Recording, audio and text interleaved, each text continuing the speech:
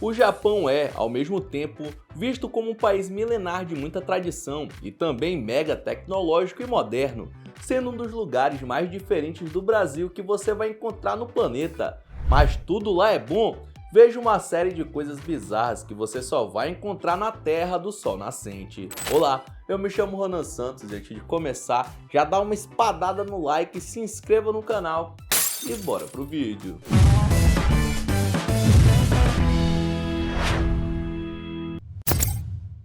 Você tá afim de comprar um avô? É o quê? Tá se sentindo sozinho e precisando de um conselho?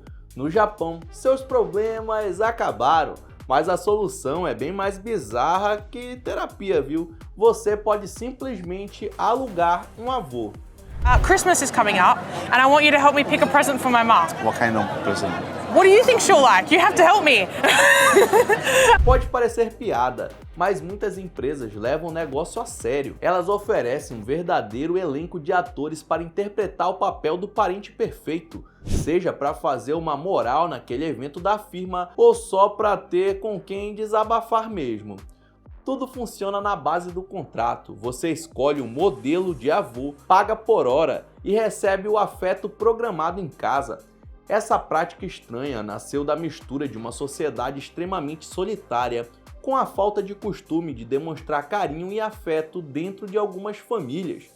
No fim das contas, é a prova de que no Japão até laços familiares podem virar um produto ali na prateleira. Quem vê as tecnologias japonesas talvez nem imagine que um item muito pessoal feminino já foi objeto de desejo entre os nossos amigos asiáticos. Eu estou falando de máquinas que vendem calcinhas usadas. É isso mesmo, lá nos anos 90 a parada era muito comum. Aproveitando a febre da cultura buruzeira, onde estudantes vendiam de tudo, algumas máquinas vendiam calcinhas supostamente usadas. Só que a prática esquisita não durou muito, viu?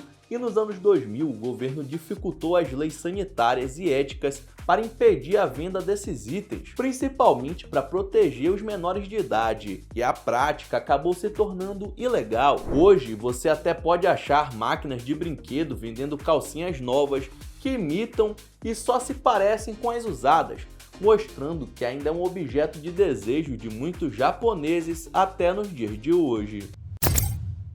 Ama cachorros, mas mora em um AP minúsculo? No Japão, a solução não é se mudar, e sim alugar um cachorro por hora. My daughter loves dogs, but our house isn't suitable for a pet. Em Tóquio, por exemplo, lojas te deixam passar um tempo com um doguinho pela bagatela de R$ 35 para brincar com ele por meia hora. Se quiser levar para passear no parque, o rolê sobe para mais de R$ 120 por hora. Uma pechincha. Mesmo por lá, a prática é bem polêmica, viu? Defensores dos animais criticam pesado, dizendo que os cães ficam estressados com o excesso de estranhos, além do risco de exaustão, por serem forçados a caminhar o dia todo com vários clientes diferentes. Já os donos pré-pagos juram que os bichos gostam da atenção, e enquanto isso a transformação de pets em produto de aluguel vai se tornando cada vez mais popular. Se fizeram isso com humanos, acha mesmo que não iriam fazer com um animal? Imagina ser pago para empurrar pessoas. No Japão, essa é uma profissão real e que acontece nas estações de metrô.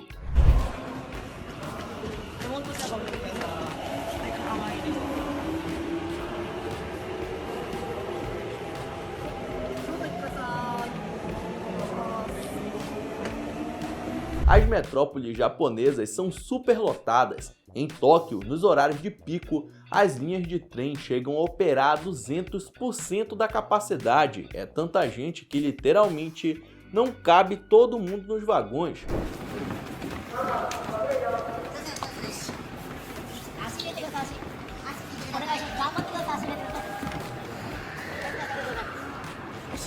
É aí que entram os Oshiias. Como na cultura local o contato físico é um tabu, ninguém se empurra para entrar no trem. que a solução é contratar alguém uniformizado para fazer o serviço de forma oficial, sem criar um climão.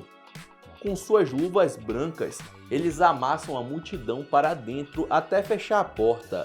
É a prova de que a famosa educação japonesa funciona tanto que às vezes é preciso ter um profissional para dar um empurrão, para as coisas acontecerem. Qualquer pai ou mãe sabe o desespero que é fazer um bebê parar de chorar, mas no Japão existe um festival onde o objetivo é exatamente o contrário.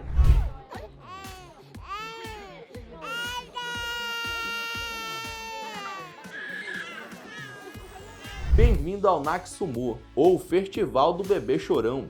Nele, os pais entregam seus filhos para lutadores de sumô, e a missão desses brutamontes é simplesmente fazer as crianças berrarem o mais alto que puderem, usando máscaras ou fazendo caretas.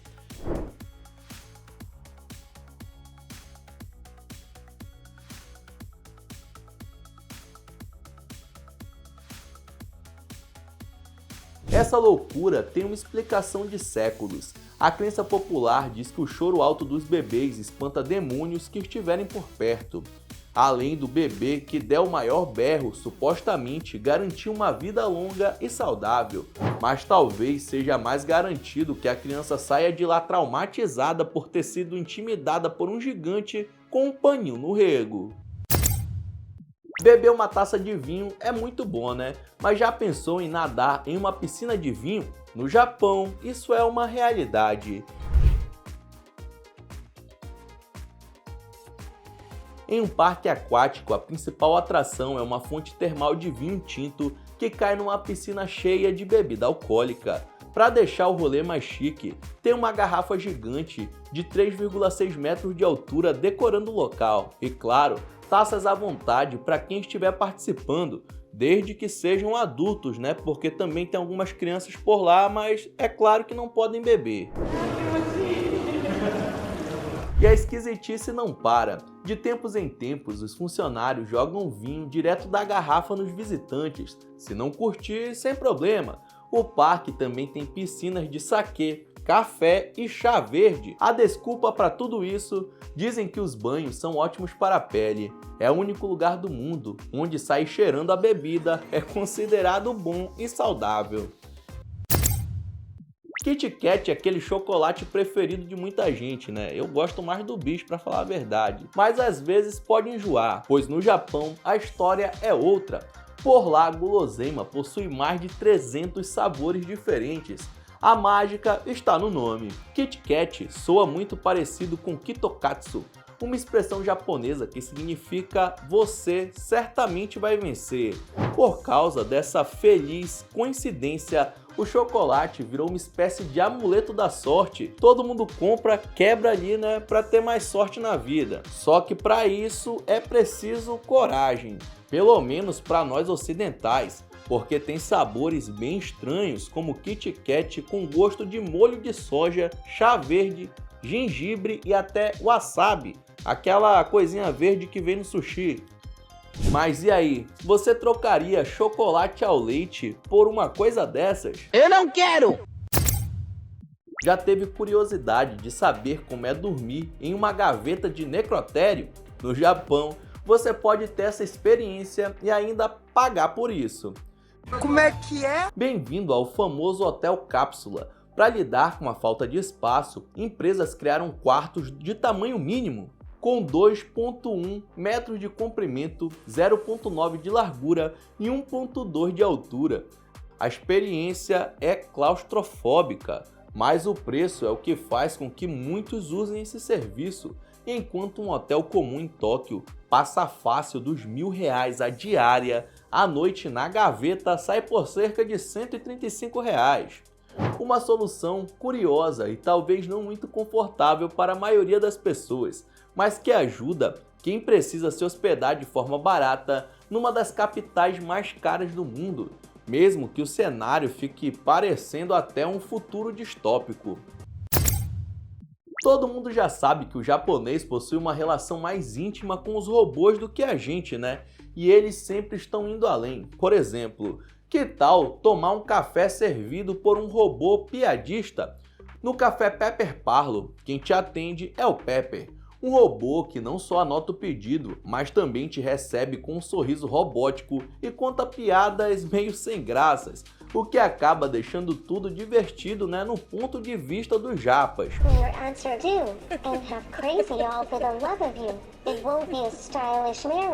A experiência é meio esquisita, como se a máquina se esforçasse demais para ser sua amiga, puxando papo sobre seu dia, mais um sinal da crise de relacionamento que o Japão enfrenta. Esses cafés estão virando tendência, misturando tecnologia e inteligência artificial. No fim, a ideia de pegar seu cafezinho com uma máquina é assustadora, né? Mas como dizem por lá, pelo menos o Pepper é fofinho. Imagina uma ilha cheia de coelhos fofos e dóceis para todo lado, um sonho. Mas e se eu te disser que esse paraíso já foi um dos lugares mais secretos e sombrios do Japão? Essa é o Konoshima, a Ilha dos Coelhos, que hoje é famosa por ter centenas de coelhos selvagens que vivem soltos pedindo comida para turistas e que foram introduzidos no local depois da Segunda Guerra Mundial. Só que o que muitos não sabem é que durante o conflito, o lugar era simplesmente uma fábrica secreta de armas químicas do exército japonês, que mantinham uma operação tão confidencial que a ilha chegou até a ser apagada de alguns mapas da época para não ser descoberta. Hoje as ruínas da fábrica ainda estão por lá, lembrando da época de horror, sendo um passeio que mistura a fofura extrema dos coelhos com um dos capítulos mais extremistas da história do Japão. No Brasil, o sinal verde é para seguir. No Japão, a história é mais confusa, porque lá o sinal para avançar é o azul ou o verde azulado. Calma lá que eu vou te explicar. A culpa é da língua. Antigamente, os japoneses não tinham uma palavra para verde, então usavam a palavra para azul para descrever as duas cores. É como se o azul ali fosse um tom de verde. Mesmo depois que a palavra para verde, Midori, surgiu, o costume de chamar o verde de azul continuou.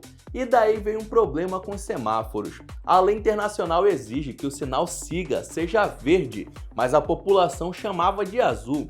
A solução do governo, em 1973, foi criar um tom de verde mais azulado possível que agradasse a todos e respeitasse essa questão cultural particular que eles tinham. Dessa forma, eles cumprem a regra internacional e ainda mantêm a tradição de chamar o sinal de azul. É a prova de que, com o jogo de cintura, dá para obedecer a lei e a cultura ao mesmo tempo.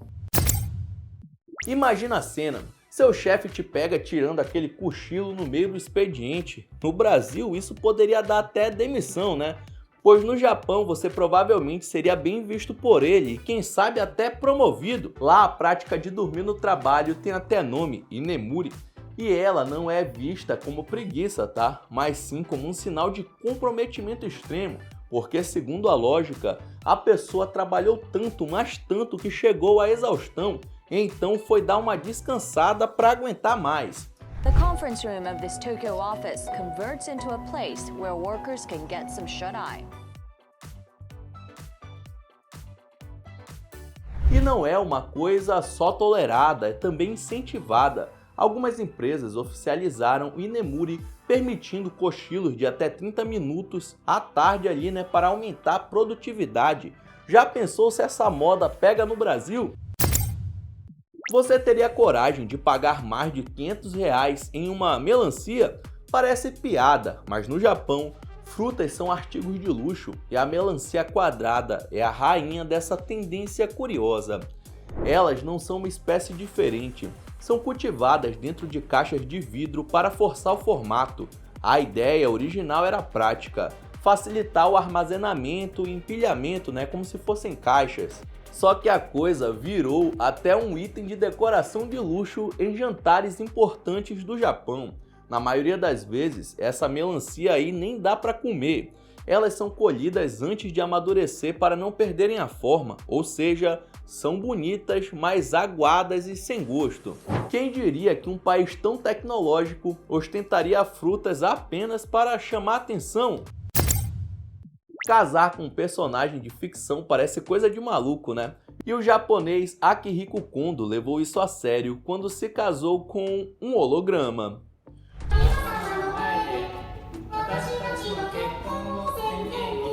Sua esposa é a Hatsumi Miku, uma popstar virtual mega famosa por lá. Ele gastou mais de 70 mil reais numa cerimônia não oficial em 2018 para celebrar a união. Ele vivia com um holograma dela, projetado por um aparelho que permitia conversas simples, como dar bom dia. Só que a história teve um final meio trágico. A empresa que fazia o software do holograma encerrou o serviço e Kondo não conseguiu mais conversar e nem ver sua esposa. Mas vai lá saber o que esse maluco fez, né, depois que surgiu a inteligência artificial. Com certeza deve ter achado uma esposa nova bem mais realista e sensual. Então é isso, muito obrigado por ter assistido até o final. Não esqueça de deixar seu like e se inscrever no canal. E aí na sua tela tem os últimos vídeos lançados pelo Almanac X que estão sensacionais. Beijam depois do outro que você dá uma força. Então é isso, até a próxima.